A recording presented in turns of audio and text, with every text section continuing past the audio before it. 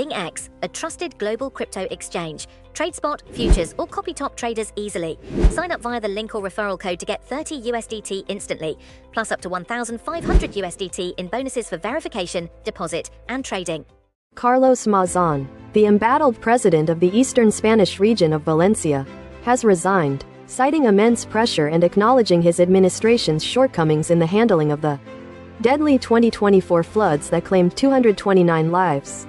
In a poignant statement, Mazón declared, "I can't go on anymore," expressing his distress over what he described as brutal criticism, while admitting to mistakes made during what he termed an unprecedented situation.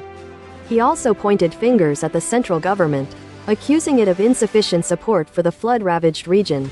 Mazón, in comments reported by El País, expressed a hope that when the noise dies down a bit, society will be able to distinguish between a man who has made a mistake and a bad person.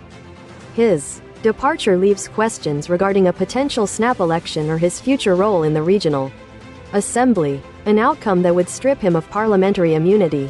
The fallout from his resignation continues as evidence emerges, with Maribel Villaplana, a journalist who was with him on the day of the floods, set to testify before a judge investigating the authorities' criminal liability for the tragic deaths. Campaigners representing the flood victims have decried Mazón's speech as painful, indignant, accusing him of portraying himself as a victim and calling for further protests.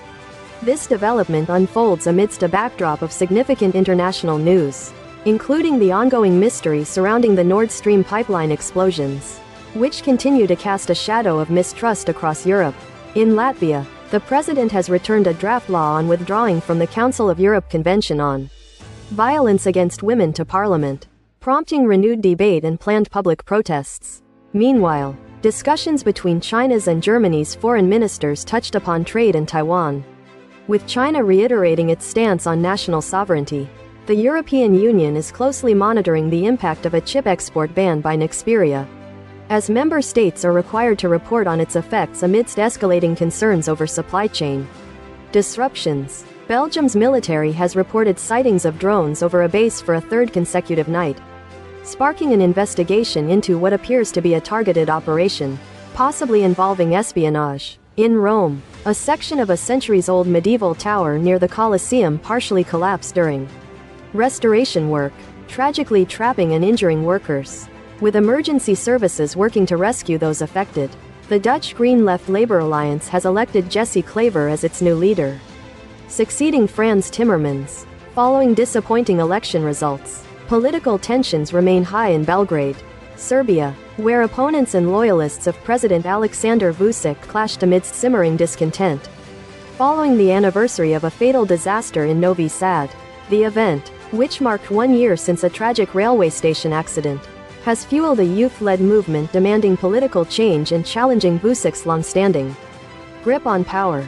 In the Czech Republic, billionaire populist Andrej Babis is set to present a three-party coalition government following a contentious election, although controversy surrounding a proposed ministerial pick could jeopardize its formation even before it officially takes office. The nominated foreign minister faces scrutiny over alleged past social media posts, prompting an investigation and potential disqualification by the president. The coalition agreement, while anchoring the country in NATO, signals a nation-first agenda with potential friction with Brussels over issues like migration, environmental policies, and the adoption of the euro.